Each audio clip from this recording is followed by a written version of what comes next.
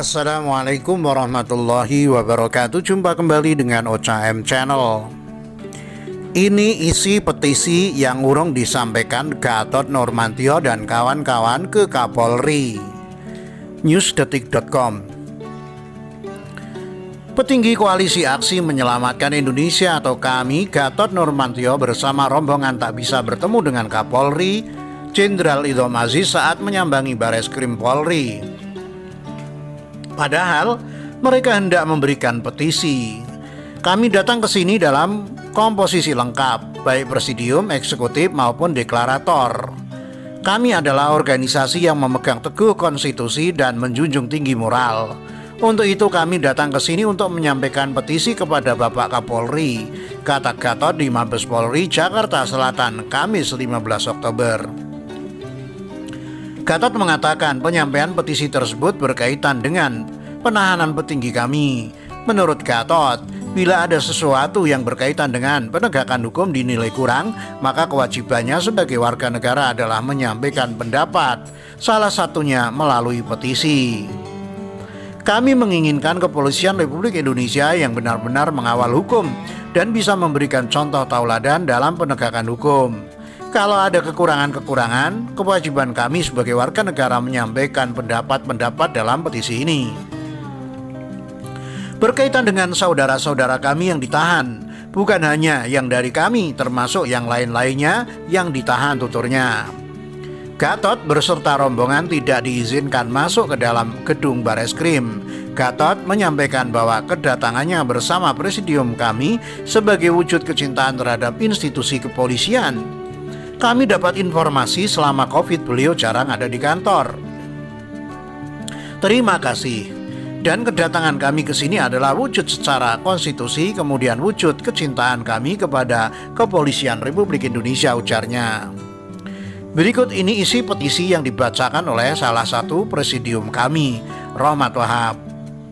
Petisi untuk Kapolri 028-Pres kami _8 Romawi 10 2020. Atas penangkapan pejuang kami, dengan nama Tuhan Yang Maha Esa, sehubungan dengan penangkapan tokoh kami atas nama Dr. Anton Permana, Dr. Saganda Nainggolan, Muhammad Jumur Hidayat, dan beberapa orang dan jejaring kami di daerah.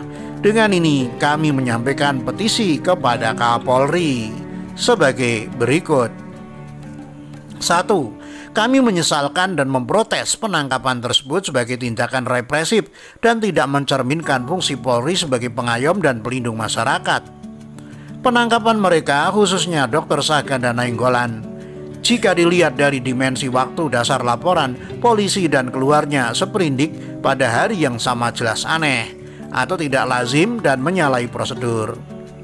Lebih lagi jika dikaitkan dengan KUHP pasal 17 tentang perlu adanya minimal 2 barang bukti dan Undang-Undang ITE pasal 45 terkait frasa dapat menimbulkan, maka penangkapan para tokoh kami patut diyakini mengandung tujuan politis.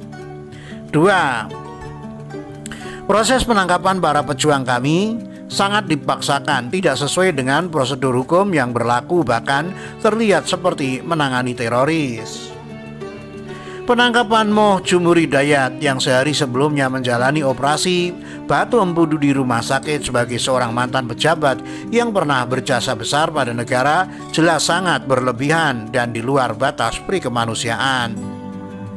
3. Pengumuman pers Mabes Polri oleh Karopenmas Divisi Humas Polri Brigjen Awistiono tentang penangkapan tersebut kami nilai A.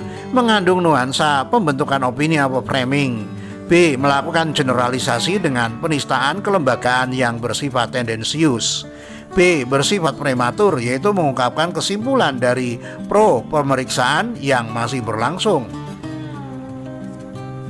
4. Semua hal di atas termasuk membuka nama dan identitas seseorang ditangkap menunjukkan bahwa Polri tidak menegakkan prinsip praduga tak bersalah, presumption of innocence, yang seyogianya harus ditegakkan oleh lembaga penegak hukum atau Polri.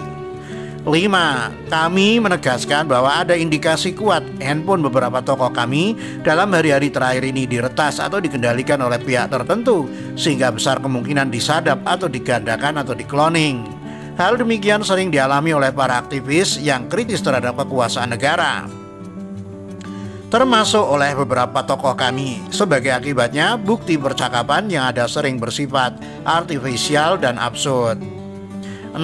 Kami menolak secara kategoris penistaan atau pengaitan tindakan anarkis dalam unjuk rasa kaum buruh mahasiswa dan belajar dengan organisasi kami.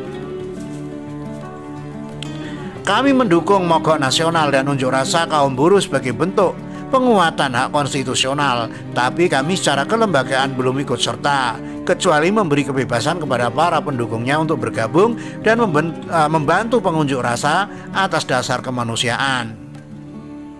Polri justru diminta untuk mengusut adanya indikasi keterlibatan pelaku profesional yang menyelusup ke dalam barisan pengunjuk rasa dan melakukan tindakan anarkis termasuk pembakaran, sebagaimana diberitakan oleh media sosial. 7. Kami meminta Polri membebaskan para tokoh kami dan korban lainnya yang sengaja dijerat menggunakan Undang-Undang ITE yang banyak mengandung pasal-pasal karet dan patut dinilai bertentangan dengan semangat demokrasi dan konstitusi yang memberi kebebasan berbicara dan berpendapat pada rakyat warga negara. Kalaupun Undang-Undang ITE tersebut mau diterapkan, maka Polri harus berkeadilan, yaitu tidak hanya membidik kami dan pihak lain yang dianggap melawan pemerintah saja, sementara banyak pihak di media sosial yang mengumbar ujaran kebencian yang berdimensi SARA, tapi Polri berdiam diri. Demikian, wassalamualaikum warahmatullahi wabarakatuh.